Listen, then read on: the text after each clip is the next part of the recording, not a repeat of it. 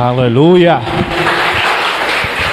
Eu louvo a Deus que, pela direção dEle, e tão somente dEle, porque eu não liguei para nenhum dos amados irmãos, viu? Dizendo louve hino tal, cante hino tal, não. Foi o Espírito Santo que desde o começo deste culto até aqui tem falado ao nosso coração, inspirado naquela temática que alguns já sabem que vai ser tratada durante alguns domingos, está na escala. Nós sentimos o desejo, e acredito que inspirado pelo Espírito Santo, de falar a respeito de algo bem atual. A Bíblia verdadeiramente, ela se torna cada vez mais atual e relevante na vida daquele que crê. Diga amém.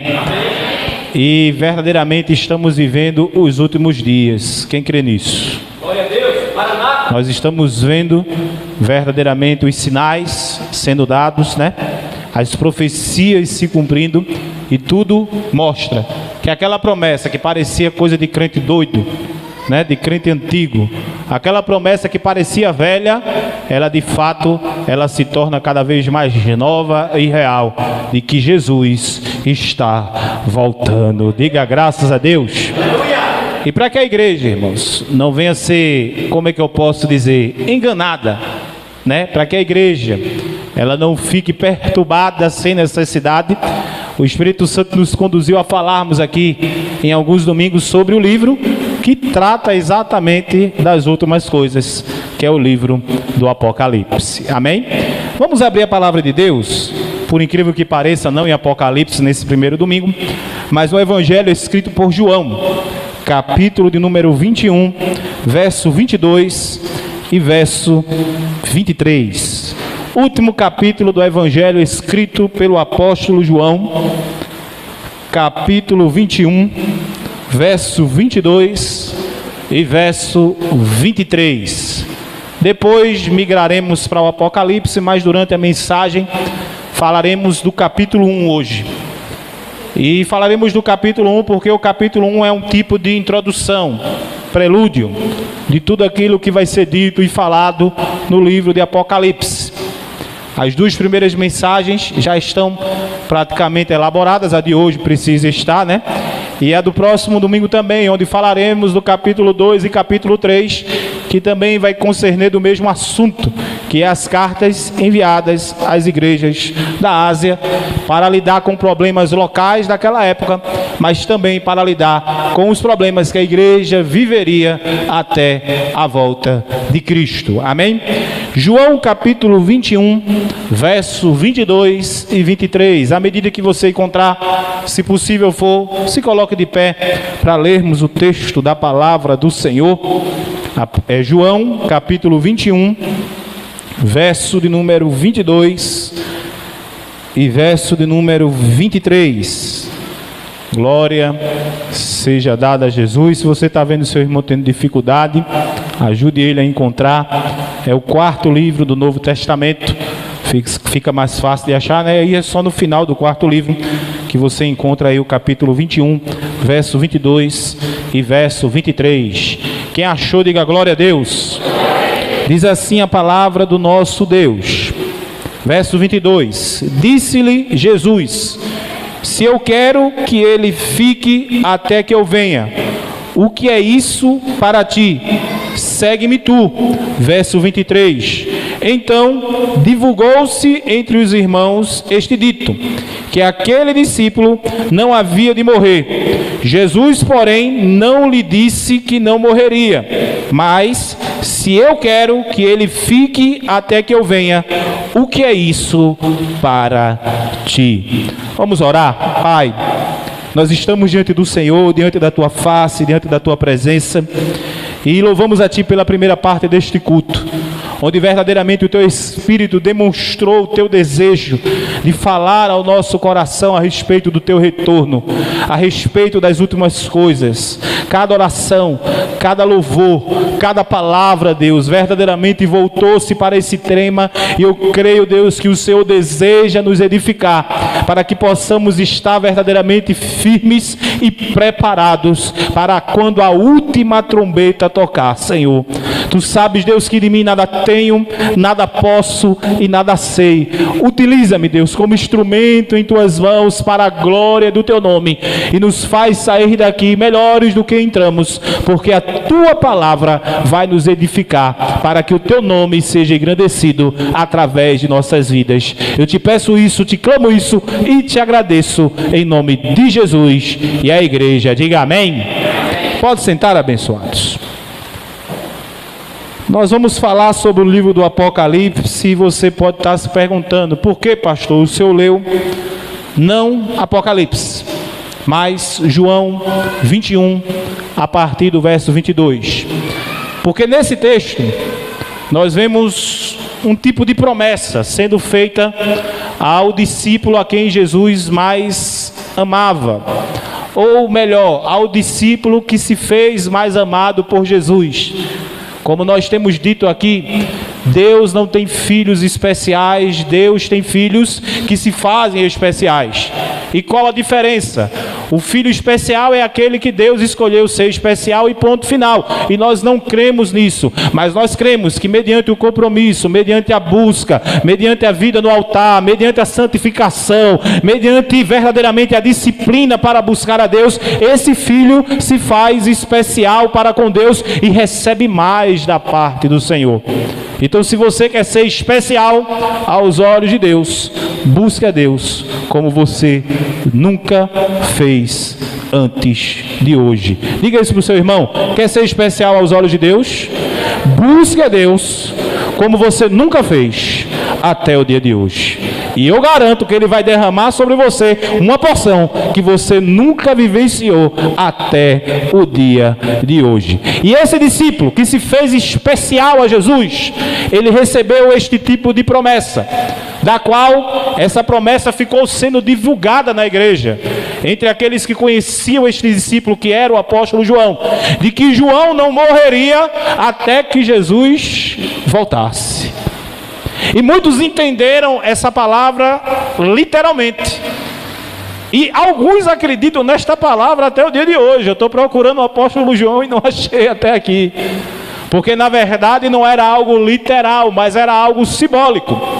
E por isso mesmo eu li esse texto nesta noite, para iniciar esse estudo do Apocalipse. Porque o cumprimento desta palavra está exatamente no livro de Apocalipse. E para que você entenda isso, você precisa entender o contexto do qual este livro foi escrito.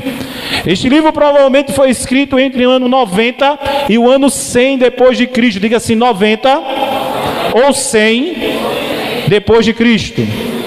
Isso quer dizer que mais ou menos uns 70 a 65 anos depois que Jesus morreu, foi enterrado e ressuscitou ao terceiro dia.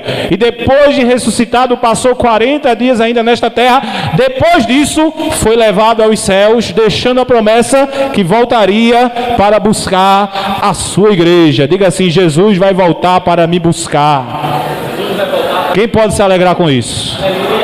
A gente se alegra com chave de carro, com cura, né? Com porta de trabalho, mas não tem promessa melhor do que essa, de que Jesus vai voltar para nos buscar, de que Jesus vai voltar para buscar a sua igreja, de que Jesus vai voltar para buscar o seu povo, de que Jesus vai voltar para buscar aqueles que creram nele. Aleluia! Glória a Deus!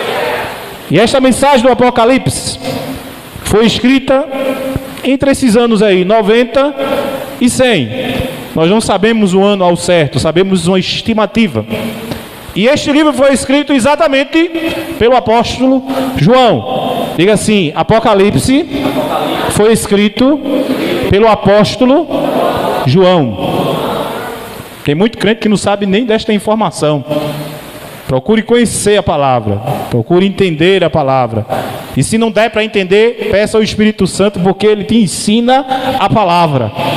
Tem gente que pensa que talvez alguns conhecem por causa dos estudos, e eles ajudam, mas eu me lembro que muita coisa da qual eu sei até aqui Foi o Espírito Santo que me ensinou enquanto eu lia a palavra dele. Quer aprender a palavra?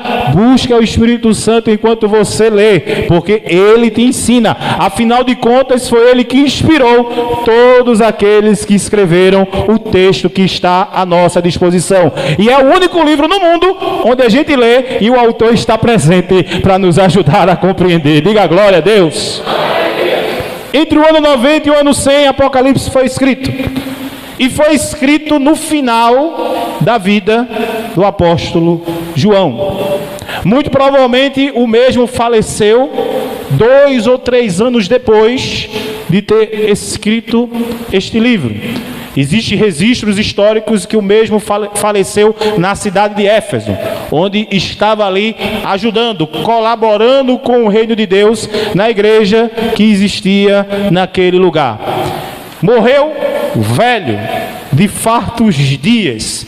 E nós já vemos aqui uma diferença em comparação aos outros apóstolos, porque todos os outros foram martirizados. O que isso quer dizer, pastor? Que foram mortos por causa da fé. Eles criam em Deus e foram perseguidos pelo inimigo de nossas almas e pelo Estado, e pelo Império, e pelo judaísmo, ao ponto de serem mortos, mas não negarem a fé. Aleluia!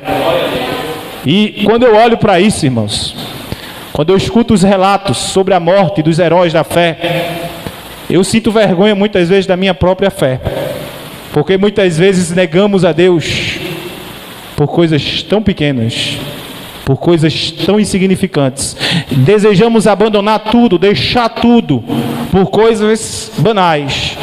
E todos os apóstolos, exceto João, morreram para continuar dizendo que Jesus Cristo é Deus, que Jesus Cristo é o Salvador, que Jesus Cristo voltará e que Jesus Cristo levará todos aqueles que creram nele para o céu. E os apóstolos criam tanto nisso que a vida foi colocada em risco, e mesmo assim não deixaram de crer, não deixaram de testemunhar, ao ponto de morrerem por causa da fé. Glorificado e exaltado seja o teu nome. Todos os discípulos, apóstolos, morreram por causa da fé, exceto João. Como diz hoje em dia, né, de maneira jocosa, brincando, né? João morreu de morte morrida, não de morte matada.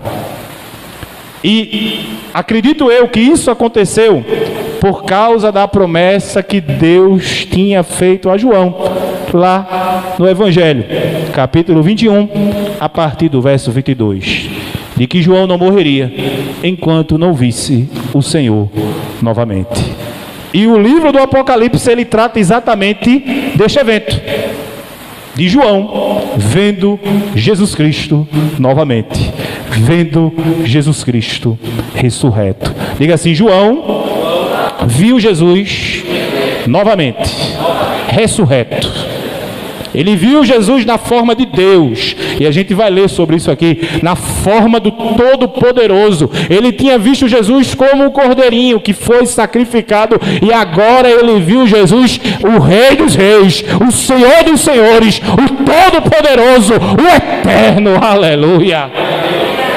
E esse livro, para mim, é o cumprimento de João 21, verso 22 e verso 23. E deixa eu abrir um parênteses antes de continuarmos a falar sobre o Apocalipse. Meu irmão, promessa de Deus é prego batido e ponta virada. Aleluia! Eu acho que a igreja olhava para João e dizia: Jesus disse que ele não morreria enquanto ele não visse ele novamente. E viu João ficando velho e a promessa não se cumprindo, até com que essa revelação foi dada para que a promessa se cumprisse. Então, entenda, pode passar os anos, pode passar os tempos, mas se Deus prometeu, é prego batido, ponta virada, vai se cumprir na minha vida e na tua vida. Aleluia! Eu gosto muito de dizer aquilo que diz lá no livro de Números: Deus não é filho do homem para que minta, nem filho do homem para que se arrependa. O que ele disse, ele vai cumprir. Ele zela por cumprir a palavra dele. A palavra dele sai da boca dele e só volta para ele depois que atingiu o propósito para o qual foi designada. Então continue crendo nas promessas de Deus. Falando mais um pouquinho do apóstolo João. João foi o único que não morreu de morte matada, para ficar mais simples para os amados entenderem. Morreu de velhice, morreu com dias fartos, morreu em paz, provavelmente na igreja de Éfeso. Mas isso não quer dizer que ele não foi perseguido não, viu? Isso não quer dizer que não tentaram matar João não, viu? João foi perseguido ao extremo. Tentaram matar João várias e várias vezes. O imperador que mandou João para a ilha de Patmos, que foi o imperador Domiciano, antes de mandar ele para lá, ele tentou matar João em um caldeirão cheio de óleo fervendo. E ele acreditava que João morreria finalmente, porque muitas outras tentativas de assassinato contra João foram indeferidas por Deus. Aleluia! Mas não conseguiu matar, porque havia promessa na vida de João. Eita Jesus! Deixa eu abrir outro parênteses aqui, né? Meu irmão, o diabo vai tentar te matar. O diabo vai tentar me matar. O diabo vai tentar te parar. O diabo vai tentar me parar. Situações difíceis, elas virão. Não é por acaso, será que vem não? Elas virão, elas acontecerão. Elas estarão presentes na nossa vida. Mas nenhuma dessas situações, nenhuma dessas tentativas do diabo de nos parar e nos matar prevalecerão diante daquilo que Deus nos disse, diante daquilo que Deus nos falou, diante daquilo que Deus disse que nos daria. A promessa de Deus é maior do que qualquer dificuldade, do que qualquer situação, do que qualquer problema que o diabo quer impor sobre mim, sobre você. Continue crendo, continue confiando, continue esperando, continue na presença do Senhor. Aleluia. Olha para o teu irmão e diz assim: continua, crente. Diz a ele assim: persevera, crente. Persevera. João chegou no dia do cumprimento da promessa, mas só Deus sabe as marcas que João carregava no corpo. Diante da perseguição, diante verdadeiramente da tortura que muitas vezes ele passou por confiar em Deus. Nós vamos chegar talvez com muitas cicatrizes, mas o diabo não pode impedir que a gente chegue lá. Aleluia! Glória a Deus! Ele não pode impedir que você chegue lá não. Talvez você chegue marcado, talvez você vai ter várias marcas no corpo para contar a história até chegar lá, mas você vai contar a história de ter chegado lá, porque foi Deus que falou, foi Deus que prometeu, e quando Deus fala e promete, é certeza absoluta. Tentaram matar João muitas vezes, até que desistiram, porque praticamente João era o apóstolo imortal. Tentavam e não conseguiam matar. E para tentar parar a pregação de João, o ímpeto evangelístico de João, e isso falta nos nossos dias, viu? O ímpeto evangelístico. O que é isso, pastor? O desejo de pregar. O desejo de dizer que Jesus salva, que Jesus liberta, que Jesus batiza, que Jesus leva para o céu, que Jesus transforma vidas. Quem já foi transformado por Deus aqui? Glória a Deus. Olha aí a prova que Jesus transforma vidas. Olha para o teu lado direito, para o teu lado esquerdo, para trás de ti, para a tua frente, e você vai ver a prova real de que Jesus transforma vidas. Mas muitas vezes nós, como crentes, não dizemos isso, não mostramos isso, não testemunhamos isso. E João testemunhava, pregava, podia perseguir, podia espizinhar, podia verdadeiramente dar chicotada, podia prender, podia tentar matar, mas ele não deixava o ímpeto de evangelista ser freado. Ele pregava, ele anunciava, ele dizia o que Deus fez, o que Deus faz e o que Deus iria fazer. Aleluia! E o imperador Domiciano, tentando impedir esse ímpeto evangelístico dele, esse desejo dele pregar, enviou ele para uma ilha-prisão chamada Patmos. De vez em quando a gente vê uns retratos de Patmos, né, em algumas revistas de escola dominical. Inclusive tem uma literatura uma seita, ela distribui aí de porta em porta, que quer pintar a ilha de Patmos como um lugar agradável. Não era. Era uma ilha rochosa. Diga assim, ilha rochosa. O que isso quer dizer, pastor? Não tinha quase nenhuma vegetação lá, era só rocha. E as pessoas eram enviadas para quê lá? Para quebrar rocha. Para fazer pedra, para fazer tipo tijolos, para construir as estradas e as muralhas do Império Romano. E eram enviadas para lá também para morrer, porque o lugar era inóspito. O lugar era conhecido pelas serpentes venenosas, pelos escorpiões venenosos, pela escassez de alimento, pela falta de proteção ao sol.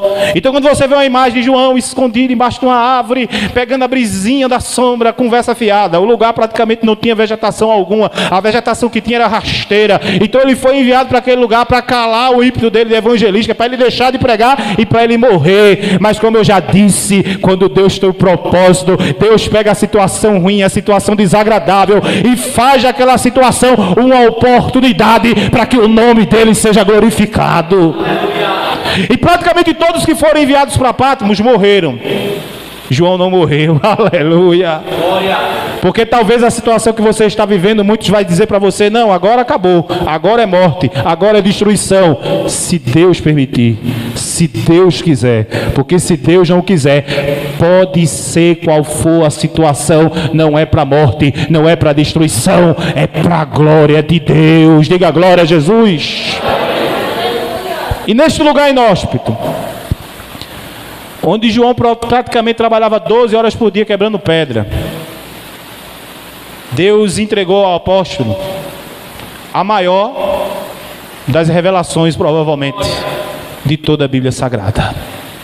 E nós vamos ler agora o capítulo 1, e não vamos falar versículo por versículo, porque o tempo não dá, e eu não quero tratar essas mensagens sobre o Apocalipse como estudo, porque eu sei que muitas vezes vai ficar maçante, né? Talvez até cansativo para alguns, e eu não quero isso. Eu quero trazer uma mensagem baseada no Apocalipse, mas que traga informação sólida para a sua vida, para que se alguém parar você na rua e perguntar a respeito dessas coisas, você tenha verdadeiramente autoridade e conhecimento para falar a respeito delas, ao ponto daquele que vai estar te ouvindo seja convencido através das tuas palavras, porque elas estarão recheadas do conhecimento bíblico e do poder do Espírito Santo. Diga glória a Deus. Vamos ler, abra aí Apocalipse capítulo 1. E vamos ler a partir do verso 1, que diz assim: a revelação de Jesus Cristo, que Deus lhe deu, para mostrar aos seus servos coisas que em breve devem acontecer. E ele a declarou, enviando-a por meio do seu anjo a seu servo João. Então, na ilha de Patmos, no lugar inóspito, no lugar da morte de João para alguns, Deus escolheu aquele lugar para enviar um anjo e trazer uma mensagem poderosa para João e para a igreja, que somos nós. Aleluia. E precisamos entender o contexto da igreja naquela época. A igreja estava sendo perseguida como nunca antes foi perseguida. A igreja estava perdendo suas propriedades, aqueles que tinham riquezas, casas, campos, estavam tendo seus campos tomados pelo Estado porque eram cristãos. Os cristãos estavam sendo mortos. Os filhos dos crentes eram levados para dentro das arenas para serem mortos por leões, porque eles serviam a Deus. E Deus pega João na ilha de Patmos, na ilha da morte, e fala a João a respeito da vitória que daria à igreja, daquilo que estava destinado para o povo de Deus. Diga assim: Deus tem destinado vitória para mim. Aleluia. Eu sei que é difícil, porque eu sou crente também. Muitas vezes a pessoa olha para o pastor e pensa que o pastor não passa por dificuldade, muito pelo contrário. Eu sei que não é fácil, eu sei que muitas vezes talvez dá vontade de chutar o pau da barraca. Chute não, persevere, siga em frente, porque existe uma vitória garantida para mim e para você, e este livro vai te falar a respeito desta vitória, vai te falar a respeito desta bênção, vai te falar a respeito dessa confiança, vai te falar a respeito dessa esperança. Aleluia. Então era uma palavra para nós atualmente, mas era uma palavra também para a igreja daquela época, que estava sendo perseguida de maneira destruidora, de maneira verdadeiramente terrível, e Deus trouxe uma palavra de esperança para aquela igreja que repercute até hoje. Tenha esperança, a sua esperança está na promessa de Deus. Jesus vai voltar e Jesus vai nos dar a vitória que Ele tem nos destinado. Verso 2: que deu testemunho da palavra de Deus e testemunho de Jesus Cristo e de todas as coisas que ele viu.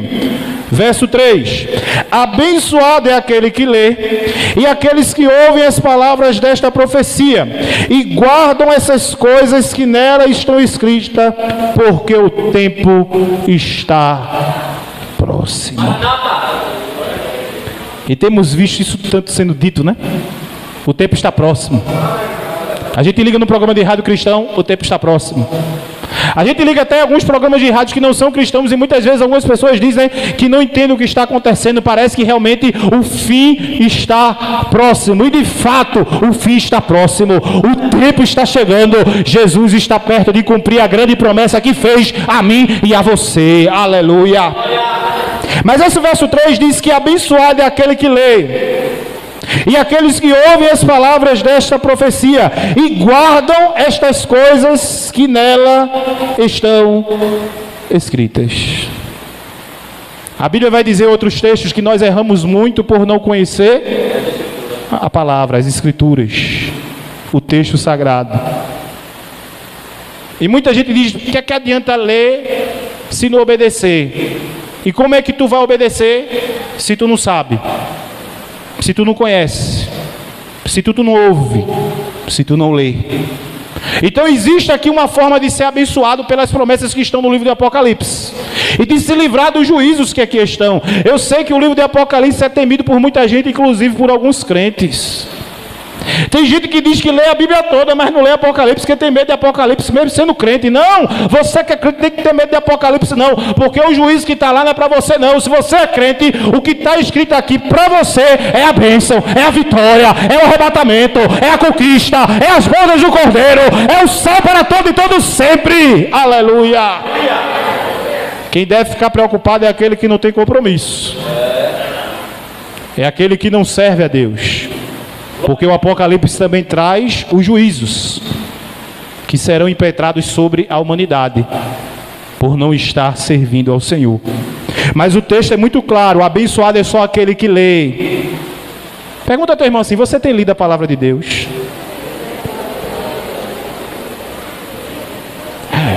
Mas pastor, eu não tive a oportunidade de aprender a ler, eu não sei ler, como é que eu vou ler? Meu irmão, hoje o YouTube é uma benção, viu?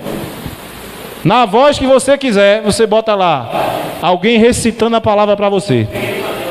Você talvez não possa ler porque não sabe ler, mas alguém pode ler para você. É só colocar lá. Tem até Cid Moreira com aquela voz maravilhosa lendo a Bíblia para você. Olha, eu vi que tem várias versões diferentes que são lidas. Então, existe a oportunidade de sim ler, de sim conhecer, de sim saber. E só será abençoado aquele que lê, aquele que conhece e aquele que sabe. Essa é a importância de ler, é saber. A gente só vai saber se a gente ler, se a gente buscar esse conhecimento. E o texto é muito claro: abençoado é aquele que lê.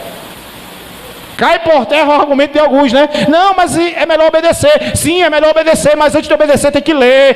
Antes de obedecer tem que ouvir. E só é abençoado quem lê, quem medita e quem pratica a palavra do Senhor. O livro do Apocalipse será a bênção. Abençoado é quem lê. Vou ler segundo o texto: quem ouve e quem guarda aquilo que está contido neste livro. Não sou eu que estou dizendo não, viu? É a Bíblia. Você leu comigo, verso 3. Abençoado é quem lê. Quem lê, deixa eu ler aqui. Quem ouve e quem guarda. E o guardar e o ouvir aqui é andar segundo a palavra, viu? Porque aí eu vou dar razão um pouquinho ao argumento de alguns, que tem gente que lê a Bíblia demais e não faz nada do que nela está escrito, não adianta de nada também. Leia a Bíblia trocentas vezes, mas obedeça também a mesma quantidade, porque só assim você será abençoado. Verso 4, vamos lá.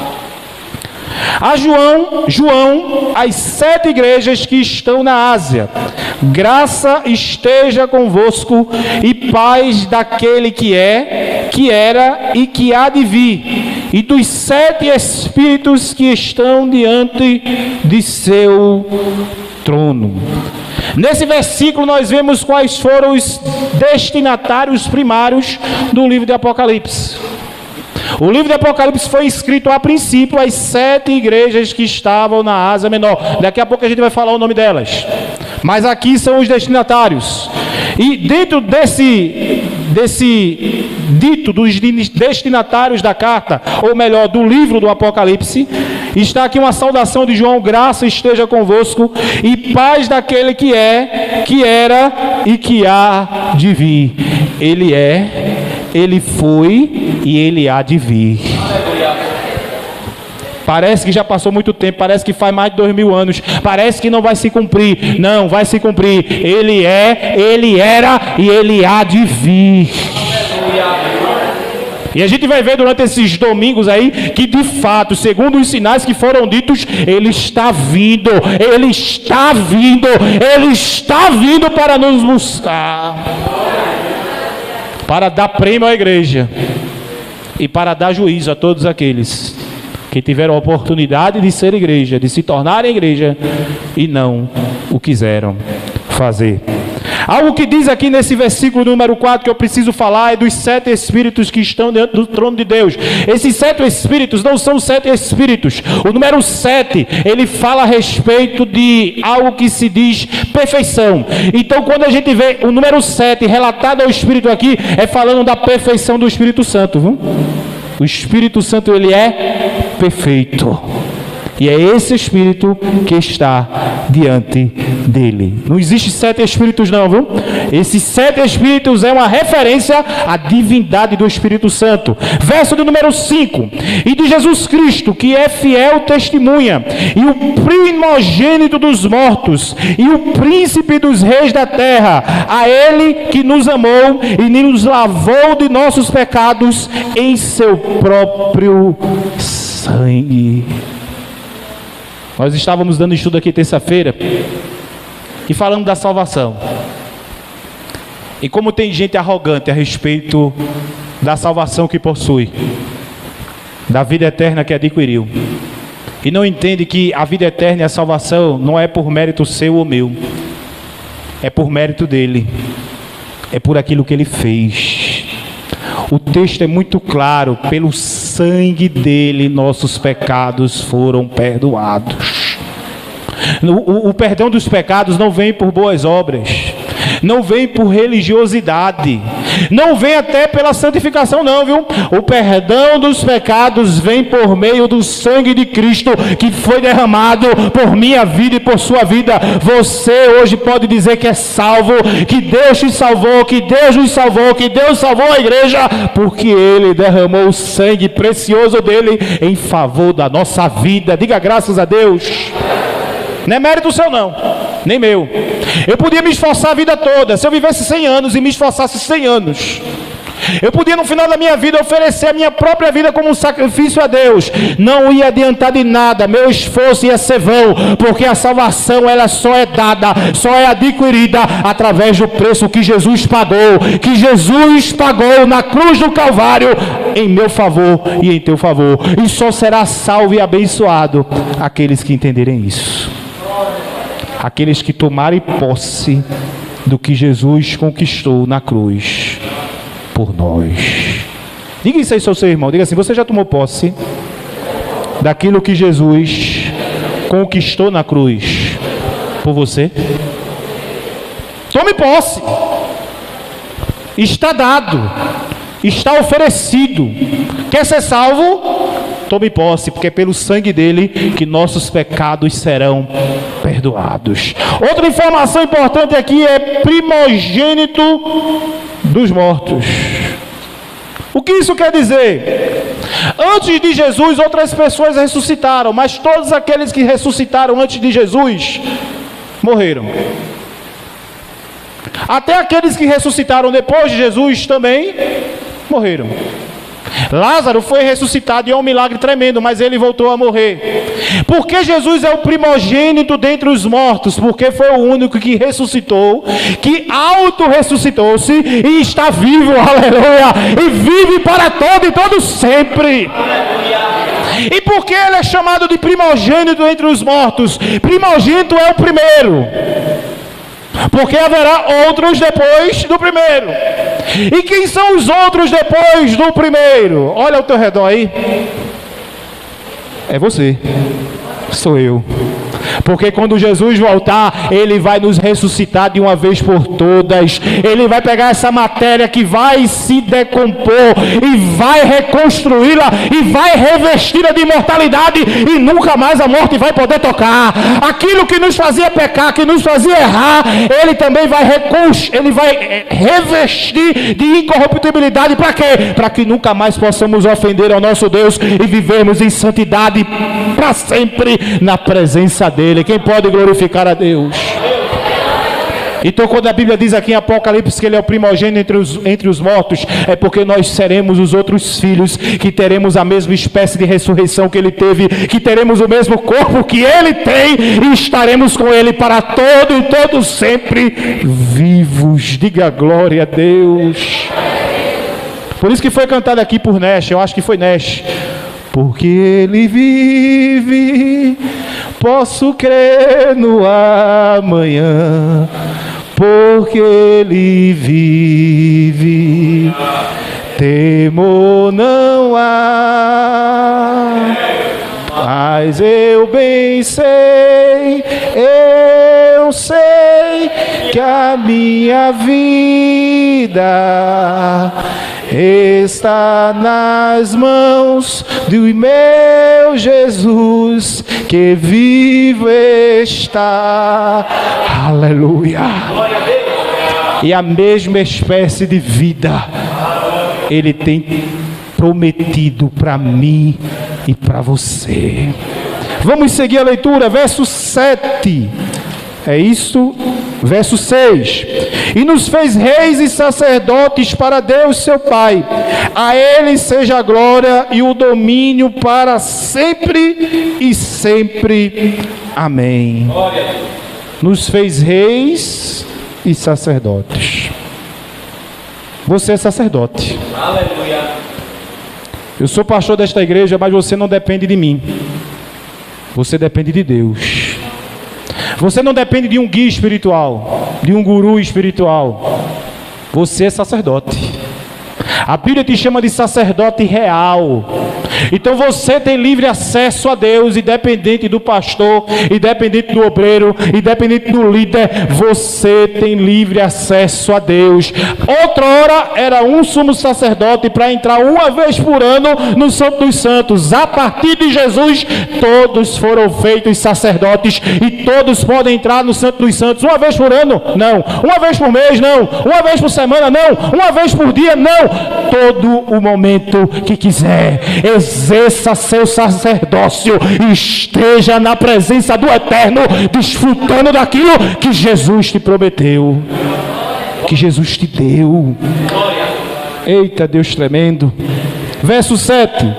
Eis que Ele vem com as nuvens, e todo olho há de vê-lo, e também aqueles que o perfuraram, e todas as famílias da terra se lamentarão por causa dele. Assim seja. Amém. Vamos começar a entrar aqui no assunto dos últimos dias. Esse texto não está falando do arrebatamento. Esse texto está falando do final da grande tribulação. Porque o arrebatamento da igreja será secreto. Diga assim: o arrebatamento da igreja será secreto. Só quem vai ver é quem é salvo.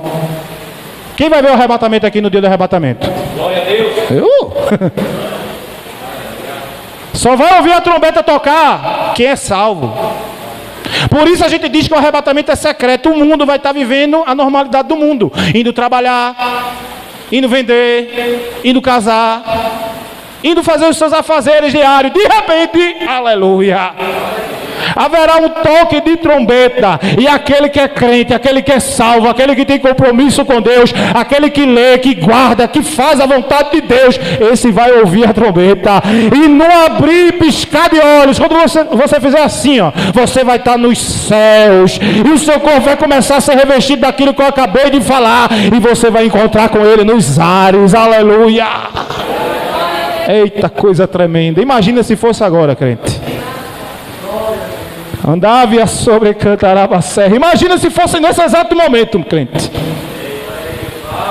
Tu tá olhando esse pastor feio, barrigudo, e de repente tu faz assim, e tu olha o Rei dos Reis e Senhor dos Senhores na nuvem, te esperando de braços abertos, dizendo: vem, filho amado, para aquilo que eu prometi a você. Eita, coisa gloriosa! E isso está muito perto de acontecer. Mas esse texto que lemos aqui no verso 7 não nos fala de algo secreto. O texto é bem claro: e eis que ele vem com as nuvens, e todo olho há de vê-lo, e também aqueles que o perfuraram. Quem são esses que o perfuraram? Os judeus, a nação de Israel. Vai ver com os olhos, que a terra há de comer os olhos dele. Jesus voltando nas nuvens. E não só os judeus, é que é o que o texto diz, e também aqueles que o perfuraram, e todas as famílias da terra se lamentarão por causa dele. Então todos verão Jesus voltando. Então esse evento é o do final da grande tribulação. A gente vai falar durante esses dias sobre a grande tribulação, mas esse evento é para dar cabo aos inimigos de Deus, é para dar cabo ao anticristo, é para dar cabo a Satanás, e para dar vitória a todo aquele que creu e perseverou crendo, mesmo em meio à grande tribulação. Vamos dar uma carreirinha. Verso de número 8. Eu sou o alfa e o ômega, o princípio e o fim, diz o Senhor, que é, que era e que há de vir, o Todo-Poderoso. Você pode perguntar o que quer dizer alfa e ômega. É a primeira e a última letra do alfabeto grego.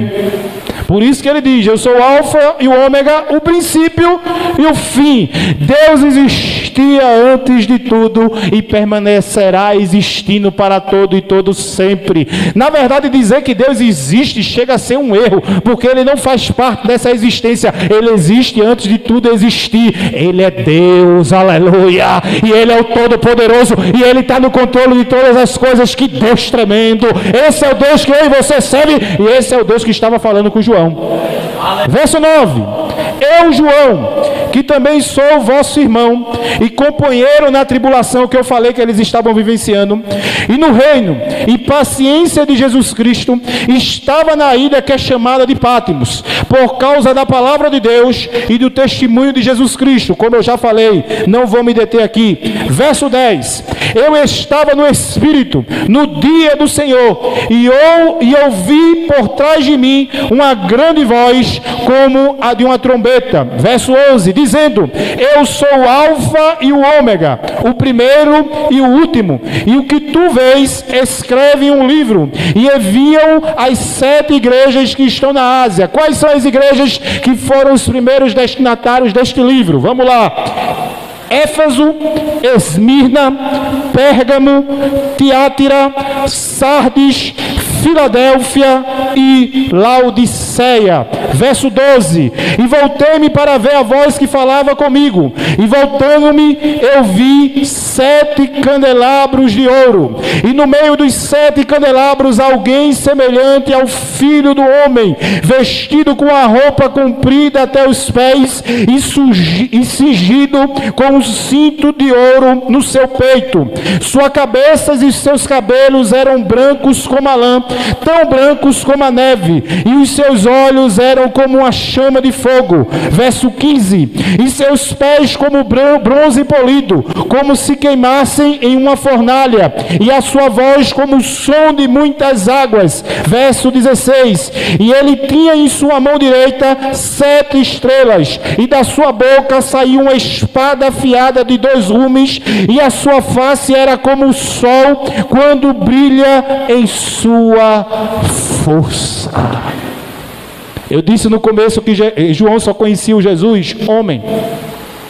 o Jesus que morreu, o Jesus sofredor, no máximo ressuscitado, mas não ainda na sua forma gloriosa. E nesse texto ele vê Jesus como de fato ele é. E você pode perguntar por que ele usa esses símbolos para falar a respeito do que ele estava vendo. Porque é tão maior do que ele pode compreender, que ele procurou coisas na terra para tentar identificar o que ele estava vendo. Aleluia! Ele viu a glória do Deus vivo. Ele viu a glória de Cristo. E eu quero te dizer um segredo: nós também o veremos. Nós também o veremos. Mas tem algumas coisas que eu preciso falar aqui. Foi falado de 7 candelabros. O que são os 7 candelabros? São as 7 igrejas da Ásia. Nesse livro você vai ver Deus tratando a igreja ou as igrejas locais como candelabros. Então é como se Deus olhasse para Carpina e dissesse: o candelabro do Ipicep, o candelabro do centro, o candelabro de Santo Antônio, o candelabro de Florestinha. E você viu também nesse texto que na mão de Jesus tinha 7 estrelas, que é a representação também dos anjos da igreja, daqueles que ele levantou para estar de frente da igreja. E o interessante é que está nas mãos dele. Por quê? Porque foi ele que levantou, foi ele que estabeleceu, e é ele que controla. Diga glória a Deus. Ainda que alguém esteja aqui pensando que tem algum controle, não, está sendo controlado por Deus. O homem pensa que muitas vezes manda, que faz, que acontece, e que na verdade quem manda, quem faz e quem acontece é Deus, através da minha vida e através da tua vida. E tem vários símbolos aqui a respeito dos aspectos de Cristo. Roupa branca, falando da santidade dele. Cabelos brancos, falando da sabedoria dele. Pés como bronze reluzente. Bronze na Bíblia é um símbolo de sofrimento, algo que foi estabelecido com sofrimento, e está falando do sacrifício dele, da morte dele, e por causa da morte, da entrega dele, ele recebeu o nome que está acima de todo e qualquer outro nome. Então estes pés de bronze é o símbolo do sofrimento dele por mim e por você. Diga glória a Jesus. O texto também fala de olhos como chama de fogo. E quando eu vejo esse termo, diácono Ranilson, eu tremo. Porque esses olhos como chama de fogo nos fala de um Deus que tudo vê, que nada está oculto dele. Você pode fazer o mais escondido que for, ele viu, ele sabe, ele conhece, aleluia. Você pode até não falar, não sair uma única palavra da sua boca, mas pensou, ele conheceu, ele já sabia. Entenda, os olhos dele penetra no impenetrável. Eita Jesus. Olha para o teu irmão e diz assim: vigia, porque Deus está vendo. Fique esperto, porque Deus sabe. Você pode falar o que quiser de alguém, Deus sabe. Você pode pensar o que quiser de alguém, Deus sabe. Você pode fazer o que quiser com alguém ou sozinho no oculto, Deus viu. E esses olhos como de chama de fogo fala sobre isso, um Deus que tudo vê. E ainda fala de um Deus que na boca dele saiu uma espada de 2 gumes, e a Bíblia já fala dessa espada que faz separação entre a alma e o espírito. Ela vai, a palavra de Deus vai onde nenhum homem pode ir, onde nenhuma ciência pode ir, onde nenhuma sabedoria humana pode ir. Inclusive você que chegou nesta noite aqui com algumas indagações, e Deus já tem respondido você, e você pode pensar: quem foi que disse ao pastor? Quem foi que disse a Bosco? Quem foi que disse a Ranilson enquanto ele orava? Foi o Espírito Santo, foi Deus, porque a palavra vai onde você não pode nem imaginar. Aleluia. Eita, Deus tremendo. Eu me empolgo com esse Deus, viu, irmãos? E João viu a figura desse Deus glorioso, desse Jesus que ele não conhecia por completo ainda. E vê o que aconteceu com João. Já estamos perto de terminar. É até o verso 20, estamos nos 17. Mas veja o que aconteceu com João diante da manifestação da glória do Cristo vivo, do Cristo Deus. Verso 17. E quando vi, caí como morto aos seus pés. Meu irmão, quando Deus se manifesta de uma maneira tremenda, a nossa carne não suporta. Eu não sei você, mas já tive algumas experiências com Deus. que a carne tremia, eu não conseguia ficar de pé. Alguns chegam até a cair. Eu não creio na palhaçada que muitos dizem, né? Que cai de rebanho assim. Não sei se vocês já viram, né? Receba, aí cai 200. Não é por atacado também não. Mas quando Deus manifesta a glória dele, e se de fato manifestou, não tem um corpo na terra que suporte a glória de Deus. E pensa numa experiência boa, é ou não é? Se debulhar de lágrimas, se tremer todinho porque Deus está presente. E eu quero ter uma experiência como essa que João teve. E eu quero que você esteja também. Seja na igreja ou seja na sua casa. Eu quero que Deus te pegue. Eu quero que Deus me pegue de uma forma que a nossa carne não possa nem suportar a glória de Deus sobre nós. E para você entender que foi tão poderoso que ele só conseguiu ficar de pé porque Jesus colocou ele de pé depois. O verso 17 continua: e ele pôs a sua mão direita sobre mim, dizendo: não temas, eu sou o primeiro e o último. Tem gente que muitas vezes diz que teve uma experiência com o sobrenatural divino e disse que ficou com medo e não entendeu porque ficou com medo, porque veio de Deus. É porque é sobrenatural, a gente está acostumado com o natural. Eu duvido que você orando de madrugada, de repente Deus manda um anjo lá, aí você abre o olho, vê aquele negócio brilhando, se você não vai ficar com medo. Você nunca viu aquilo? Você nunca teve uma experiência daquela? Por isso que Jesus pegou e João disse: não temas, sou eu, aquele que falou contigo aqui na terra durante 33 anos, aquele que tu era próximo a mim, sou eu, fica com medo não, eu estou do teu lado, eu estou contigo, eita glória. Andava sobre cantarácia. Verso 18: eu sou aquele que vive e que estava morto, e eis que eu estou vivo para sempre, amém, e tenho as chaves do inferno e da morte. Como eu já disse, meu irmão, você não vai morrer antes que Deus cumpra os propósitos dele sobre a tua vida não, porque quem manda na morte é ele. O infeliz do diabo que quer te humilhar, que te persegue, que me persegue. O desgraçado é tão infeliz que nem a chave da casa o miserável tem.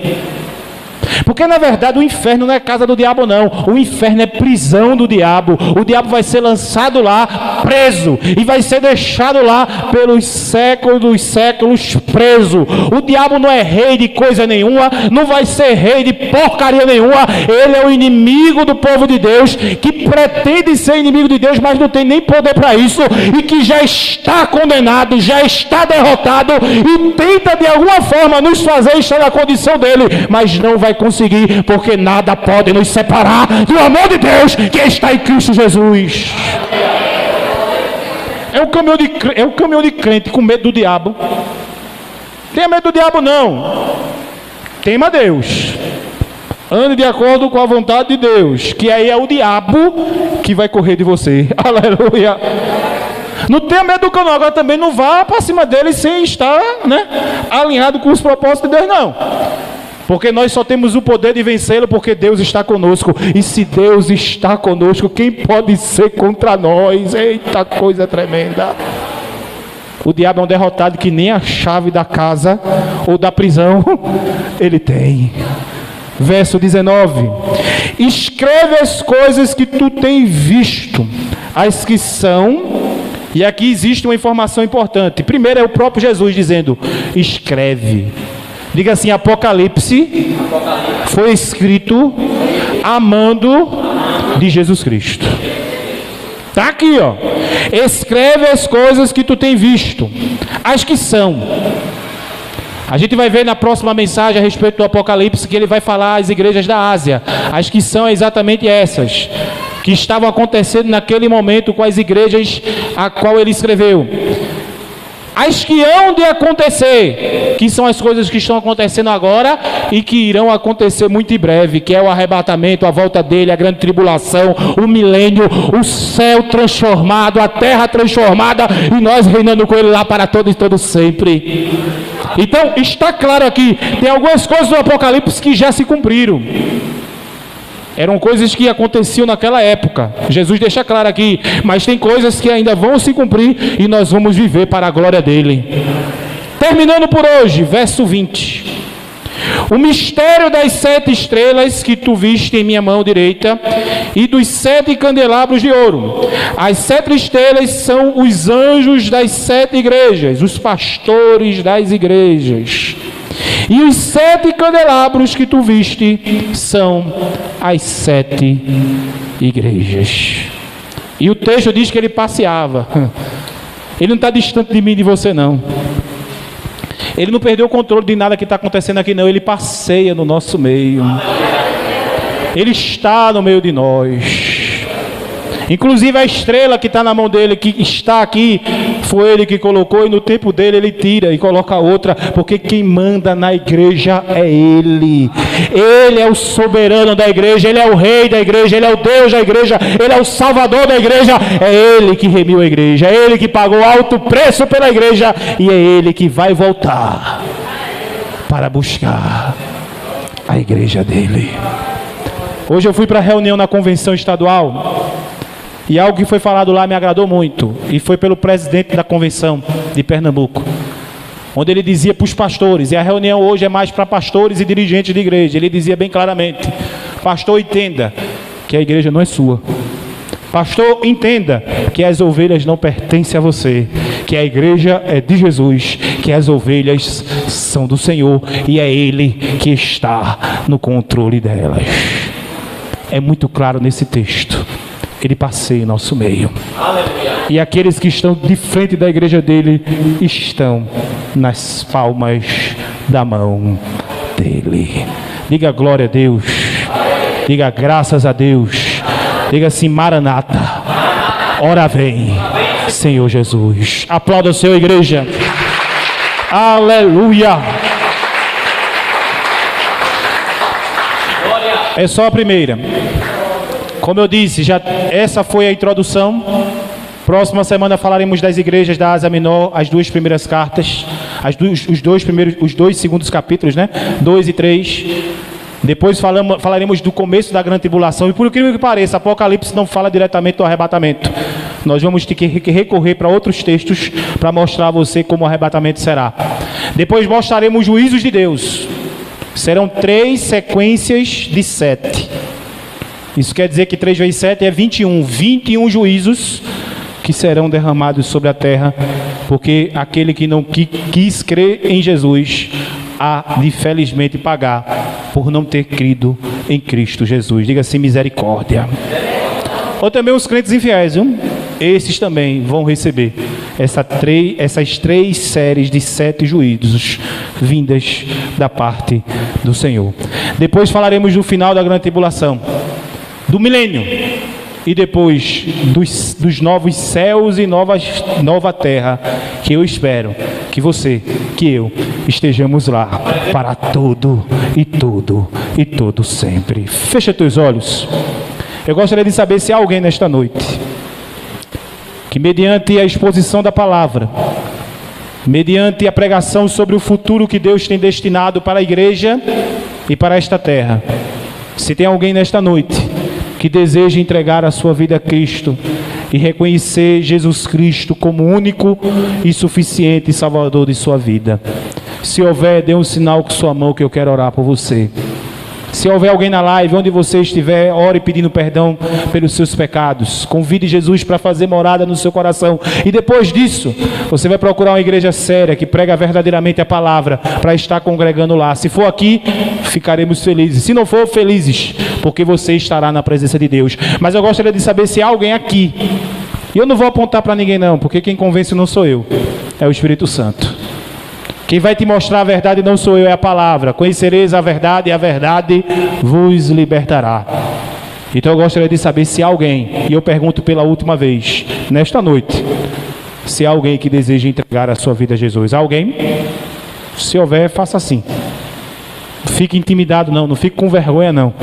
Amém? Porque haverá alegria nos céus e aqui, se você desejar entregar a sua vida a Jesus. Alguém? Se não há, continuaremos servindo a Deus. Aplauda mais uma vez ao Senhor. Aleluia! Glória seja dada ao nosso Deus. Nós vamos encerrar este culto, mas antes de encerrar, deixa a gente dar alguns avisos importantes. nosso irmão Beto, que é aí aquele que está responsável juntamente com o diácono Ranilson pela campanha de visitas, convida os integrantes da campanha de visitas para amanhã uma reunião aqui na igreja. Amém? Alguns assuntos vão ser tratados a respeito da campanha de visitas, que é um ministério dessa igreja aqui tremendamente abençoado, que infelizmente por conta da pandemia ficou detido por um bom tempo, mas agora voltará aos trabalhos. Amém? Pedimos que aqueles que integram, esta campanha de visitas estejam sempre de máscara para entrar na casa dos irmãos.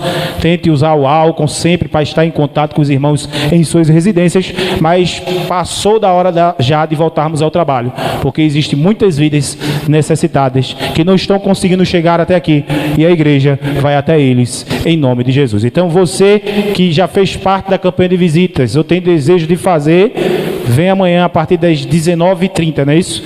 19h30 aqui para a igreja, haverá uma reunião para você, dirigida por esses que estão aí de frente do departamento, do órgão da igreja de visitas. Amanhã também haverá seminário para aqueles seminaristas do seminário mais antigo, amém? Do nível médio. Estamos aí perto de terminar o penúltimo livro e começar o último, e assim encerrarmos essa etapa dos nossos estudos. Terça-feira temos culto de estudo e voltaremos com a turma do discipulado, amém? Estávamos esperando a chegada do material novo do discipulado, usávamos uma revista terceirizada de outro ministério, mas louvado seja Deus que desde o final do ano passado a nossa obra confeccionou a própria revista de discipulado, e hoje eu fui para lá e aproveitei, e peguei, comprei e trouxe para os amados, amém? Vai estar com o nosso irmão auxiliar André, que é o professor, e aí você vai ver com ele a questão do preço e o dia que você vai poder pagar, amém? Não precisa ficar assim, não vou pegar não porque eu não tenho dinheiro hoje, precisa ser para hoje não. Você marca o dia que você pode pagar, e aí nesse dia você comparece juntamente com o nosso irmão auxiliar André. Então, próxima terça-feira, aquele que não é batizado nas águas e deseja se batizar, começa o discipulado, amém? Já estão aqui as revistas, e se Deus permitir, no meio do ano, você estará descendo as águas e ceando, e estará renovando o seu compromisso e a sua aliança com Deus. Na terça-feira tem sala de jovens e adultos também, sala de jovens e adolescentes e sala de adultos.